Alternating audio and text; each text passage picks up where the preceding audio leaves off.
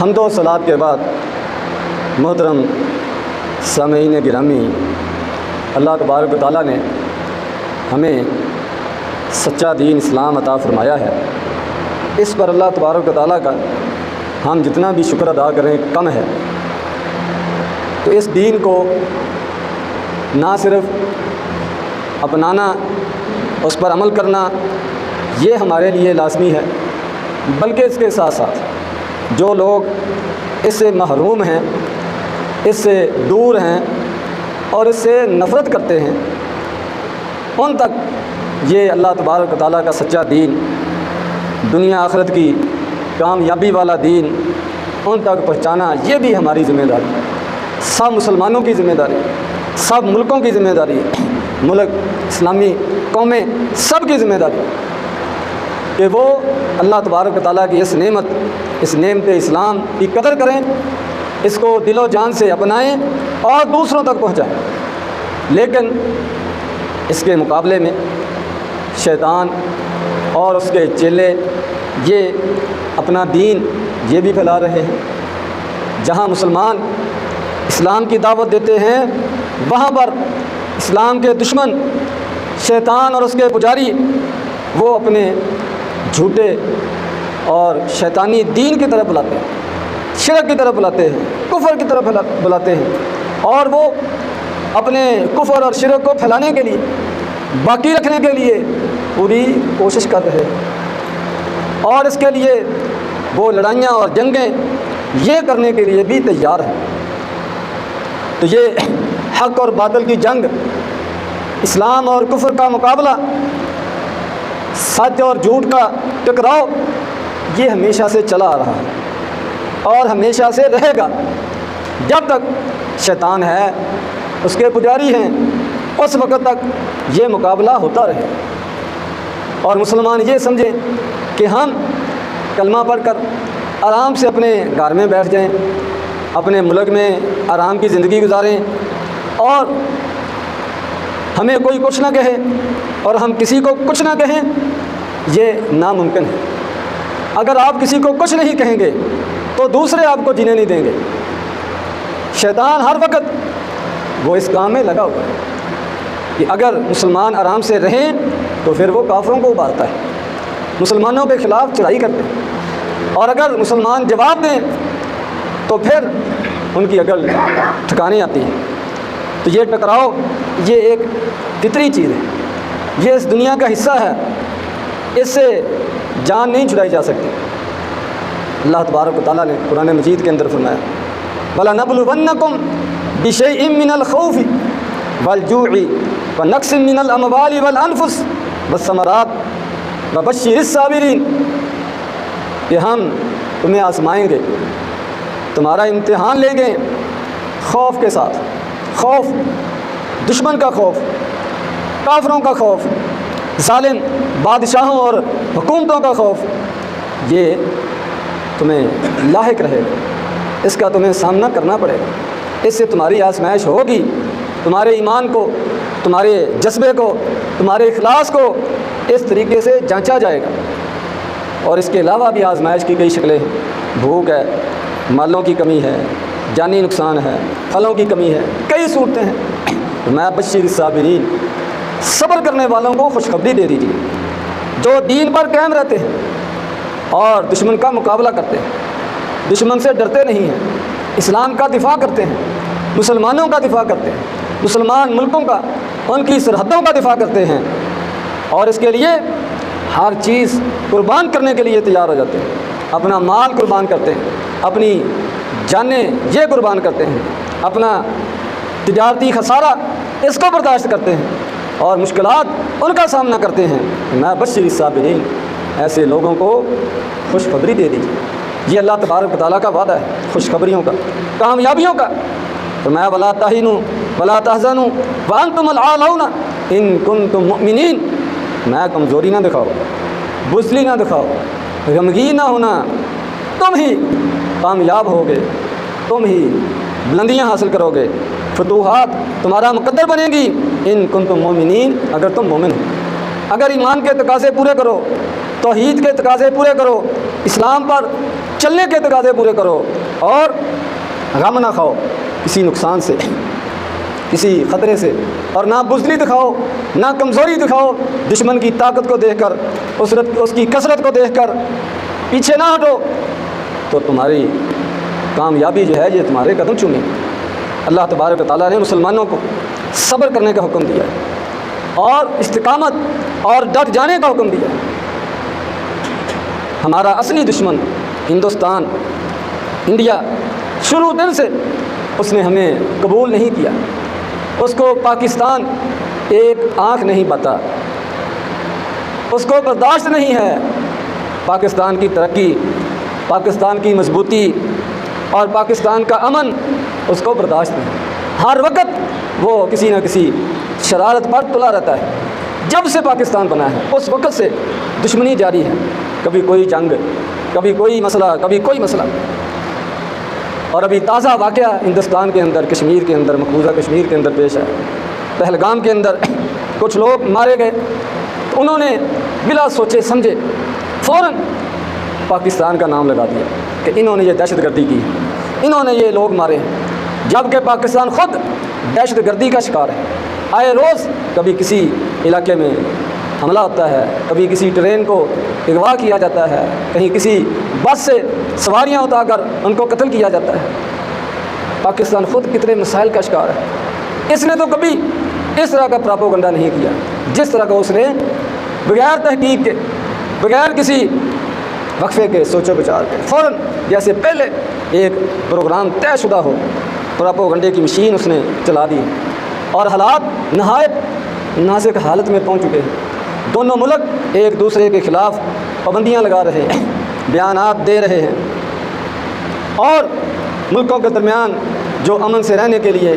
ایک دوسرے کے حقوق ادا کرنے کے لیے معاہدے ہوتے ہیں، ان معاہدوں کو بھی توڑا جا رہا ہے، اور کسی کی ان کو کوئی پرواہ نہیں، کوئی ڈر نہیں۔ تو ایسے حالات میں ہمیں ہماری قوم کو یکجان ہونا چاہیے۔ ویسے تو ہمیشہ ہی اتفاق کا، اتحاد کا حکم ہے، اس کی تعلیم ہے تاکہ دین پر چل سکیں، اس کو آگے پھیلا سکیں، لیکن جب ایسی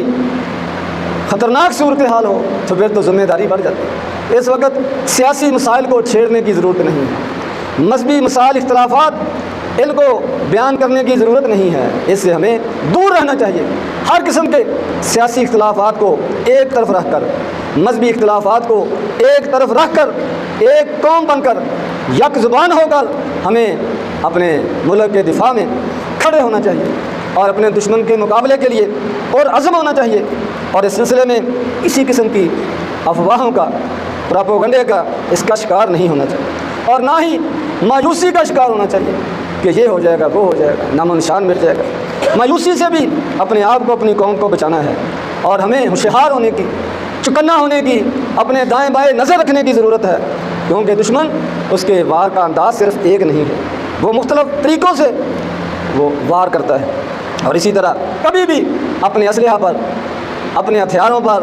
اپنی کثرت پر، اپنی تیاری پر کبھی بھی اس پر فخر نہیں کرنا چاہیے، بلکہ ہمیشہ اللہ تبارک و تعالیٰ پر بھروسہ، اللہ کی ذات پر توکل، اس کو سامنے رکھنا چاہیے۔ نبی کریم صلی اللہ علیہ وسلم کو دیکھ لیں، بدر کے موقع پر یہ بھی انہوں نے، کافروں نے، مشرکین نے جنگ مسلط کی تھی، مکہ مکرمہ سے مسلمانوں کو مٹانے کے لیے بڑی تیاری کے ساتھ آئے ہیں، تو نبی کریم صلی اللہ علیہ وسلم بھی جتنی اپنی تیاری تھی اس حساب سے میدان میں آئے ہیں۔ دشمن کی تعداد 1000 اور مسلمانوں کی تعداد اس کے مقابلے میں 1/3، 313 کے قریب مسلمان ہیں، لیکن نبی کریم صلی اللہ علیہ وسلم کے ساتھیوں نے آپ کو تسلی دی، حوصلہ دیا کہ ہم آپ کے ساتھ کھڑے ہیں، جانیں قربان کر دیں گے، لیکن پیچھے نہیں ہٹیں گے، بھاگیں گے نہیں، آپ کے شانہ بشانہ لڑیں گے۔ تو نبی کریم صلی اللہ علیہ وسلم نے بھی ساری رات اللہ تبارک و تعالیٰ سے دعائیں کرتے ہوئے گزاری، سجدے میں گزاری کہ یا اللہ جتنی ہماری تیاری تھی، جو کچھ ہم کر سکتے تھے وہ لے کر تیرے دین کی خاطر، اسلام کی خاطر، کوئی ذاتی دشمنی نہیں ہے، کوئی ذاتی اختلاف نہیں ہے، کوئی جائیداد کا جھگڑا نہیں ہے، کوئی زمین کا مسئلہ نہیں ہے، صرف کلمہ لا الہ الا اللہ محمد الرسول اللہ، یہ ہمارے درمیان اختلاف کا باعث ہے۔ ہم تیرا کلمہ پڑھنے والے ہیں، یہ تیرا کلمہ پڑھنے والوں کو مٹانا چاہتے ہیں۔ یا اللہ اگر آج یہ تیرے چند نام نہاد مٹ گئے تو آئندہ پھر کوئی آپ کا نام لینے والا باقی نہیں بچے گا۔ نبی کریم صلی اللہ علیہ وسلم اللہ تبارک و تعالیٰ سے دعائیں کر رہے ہیں، اور ہمارے اور انڈیا کے درمیان بھی یہی فرق ہے، ہماری اور ان کی لڑائی بھی یہی ہے۔ وہ مشرک ہیں، کافر ہیں، ایمان اور کفر کی جنگ ہے، یہ ایمان اور کفر کا مسئلہ ہے۔ تو اللہ تبارک و تعالیٰ نے پھر مدد نازل کی، بلغت نصرکم اللہ ببدر وانتم اذلہ، کہ تم کمزور تھے، تم تھوڑے تھے، تم نہتے تھے، اللہ تبارک و تعالیٰ نے تمہاری مدد کی۔ بدر کے مقام پر، بدر کے میدان میں حوصلہ دیا، جرأت دی، مقابلے کے لیے کھڑے ہوئے، اور جب اللہ تبارک و تعالیٰ نے ایمان والوں کے اخلاص کو دیکھا، ان کے سچے ایمان کو دیکھا، ان کی خالص نیتوں کو دیکھا، اللہ اس کے رسول کی اطاعت فرما برداری کی انتہا کو دیکھا، تو اللہ تبارک و تعالیٰ نے ان کی مدد کے لیے فرشتے نازل کر دیے۔ فرشتے ان کے ساتھ مل کر کافروں کو قتل کرتے تھے، کافروں کو مارتے تھے، بھگاتے تھے، اور پھر ایک ہی دن میں چند گھنٹوں کے اندر صفایا ہو گیا دشمن کا۔ کتنے ہی قتل ہو گئے اور کتنے ہی قیدی ہو گئے، اور جو بچے انہوں نے بھاگ کر جان بچائی۔ یہ اللہ تبارک و تعالیٰ کا اپنے ایمان والے بندوں سے وعدہ ہے۔ نبی کریم صلی اللہ علیہ وسلم کی یہ تعلیم ہے، فرمایا لا تتمنوا لقاء العدو، مسلم شریف کی روایت، فرمایا دشمن سے جنگ کی تمنا نہ کرو، جنگ کی خواہش نہ کرو، جنگ کی دعائیں نہ کرو، کوشش کرو کہ جنگ نہ ہو، جنگ کے بغیر ہی وہ ایک دوسرے کے ساتھ گزارا ہوتا رہے، یہ تمہاری کوشش ہونی چاہیے۔ بس اللہ العافیہ، اور اللہ تبارک و تعالیٰ سے عافیت کا، سلامتی کا، امن و سکون کا اللہ تبارک و تعالیٰ سے سوال کرو، یہی دعا کیا کرو کہ اللہ تبارک و تعالیٰ اس طرح کی جنگوں سے، نقصانات سے، لڑائیوں سے جس سے تباہی ہوتی ہے ہر طرف، اللہ اس سے محفوظ رکھے۔ یہی دعا نبی کریم صلی اللہ علیہ وسلم نے کرنے کا حکم دیا، یہ اسلام کی تعلیم ہے۔ لیکن اس کے باوجود بعض اوقات دشمن کا دماغ خراب ہوتا ہے، وہ اپنے آپ کو کچھ بڑا زیادہ سمجھنے لگ جاتا ہے، تو پھر اس کا علاج ضروری ہو جاتا ہے۔ فرمایا فَإِذَا لَقِيتُمُوهُمْ فَاصْبِرُوا، اور جب نہ چاہتے ہوئے، چاروں نہ چار دشمن کا سامنا کرنا پڑ جائے تو پھر ڈٹ جاؤ، استقامت کا مظاہرہ کرو، پھر بھاگنا نہیں ہے، پھر اپنی جانیں پیش کر دو، مقابلہ کرو جتنا ہو سکتے ہو۔ فَاعْلَمُوا، فرمایا کہ جان لو، ان الجنت تحت ظلال السیوف، جنت تلواروں کے سائے میں ہے، کہ اب جنت اگر ملے گی تو مقابلہ کرنے سے ملے گی، بھاگنے سے نہیں ملے گی، بزدلی سے نہیں ملے گی، صلح سے نہیں ملے گی، آپ کافروں کو ختم کرنے سے، ان کے ہاتھوں یا شہید ہونے سے تمہیں یہ جنت ملے گی، اللہ تبارک و تعالیٰ کی رضا خوشی حاصل ہوگی۔ یہ نبی کریم صلی اللہ علیہ وسلم نے ہماری تربیت دی ہے، ہمیں تعلیم دی ہے۔ میں کہ پہلے تو یہ کوشش کرو کہ جنگ کی نوبت نہ آئے،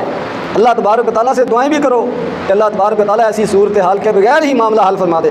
لیکن اگر جنگ ناگزیر ہو تو پھر بزدلی نہیں، پھر کمزوری نہیں، پھر پورا مقابلہ کرنا ہے، اور یہی تمہارے لیے جنت کا ذریعہ بنے گا۔ ان کے مقتول قتل ہونے والے جہنم میں جائیں گے اور تمہارے قتل ہونے والے جنت میں جائیں گے۔ یہ نبی کریم صلی اللہ علیہ وسلم نے تعلیم دی، اور ساتھ ساتھ مقابلے کے ساتھ ساتھ دعائیں کرنے کا بھی حکم دیا ہے۔ اللہم انا نجعلک فی نحورہم ونعوذ بک من شرورہم، کہ یا اللہ ہم تیری ذات کو ان کے سامنے کرتے ہیں اور تیری پناہ میں آتے ہیں ان کے شر سے، ان کے ناپاک منصوبوں سے، پروگراموں سے۔ یا حی یا قیوم برحمتک نستغیث، اے زندہ اور قائم ذات، ہم تیری رحمت کے واسطے سے تو اسے مدد مانگ، تو ہماری مدد فرما، ہم تھوڑے ہیں، ہم کمزور ہیں، ہم نہتے ہیں، پوری دنیا کفر وہ ہمارے مخالف ہے، لیکن یا اللہ اگر تو ہمارا حامی و ناصر ہو تو پھر کوئی ہمیں کوئی نقصان نہیں پہنچا سکتا۔ اللہم اکفنا بما شئت، اے اللہ ہماری طرف سے تو ہی کافی ہو جا جیسے تو چاہتا ہے۔ ہمیں نہیں پتہ کہ ان کا مقابلہ کیسے کرنا ہے، ان کو وار کہاں سے مارنا ہے، اور کیسے ان کو قتل کرنا ہے، کیسے ان کو شکست دینی ہے۔ یا اللہ تو ہی ہماری مدد کرنے والا ہے، ہمیں توفیق دینے والا ہے، ہماری طرف سے تو کافی ہو جائے۔ حسبنا اللہ و نعم الوکیل، نعم المولا و نعم النصیر، کہ ہمارا اللہ، ہمارا رب یہ ہمارے لیے کافی ہے، وہی ہمارا کارساز ہے، اس سے بڑھ کر کوئی اور دوست نہیں ہے دنیا میں۔ جس کا وہ دوست ہو، اس کی ساری دنیا دشمن ہو تو کوئی اس کا نقصان نہیں کر سکتا۔ یہ نبی کریم صلی اللہ علیہ وسلم نے دعائیں سکھائی ہیں دشمن کے مقابلے کے لیے جب ایسی صورتحال پیش آ جائے۔ اللہ تبارک و تعالی ہمیں اپنے ملک کی اپنی قوم کی حفاظت کے لیے یکجان ہونے کی توفیق عطا فرمائے اور آپس کے اختلافات ان کو ایک طرف رکھ کر بھائیوں کی طرح مسلمان ایمان والے بھائیوں کی طرح مل جل کر رہنے کی توفیق عطا فرمائے اور تمام دنیا کے مسلمان ممالک کو اتحاد کے اللہ تبارک و تعالیٰ توفیق عطا فرمائے۔ فلسطین کے اندر تو کافی عرصے سے وہ ظلم و ستم جاری ہے، اب انڈیا اور پاکستان کے اندر بھی ایسی ہی صورتحال نظر آ رہی ہے۔ اللہ تبارک و تعالیٰ خیر والا معاملہ فرمائے، اسلام کو مسلمانوں کو غلبہ عطا فرمائے۔ وآخر دعوانا الحمدللہ رب العالمین۔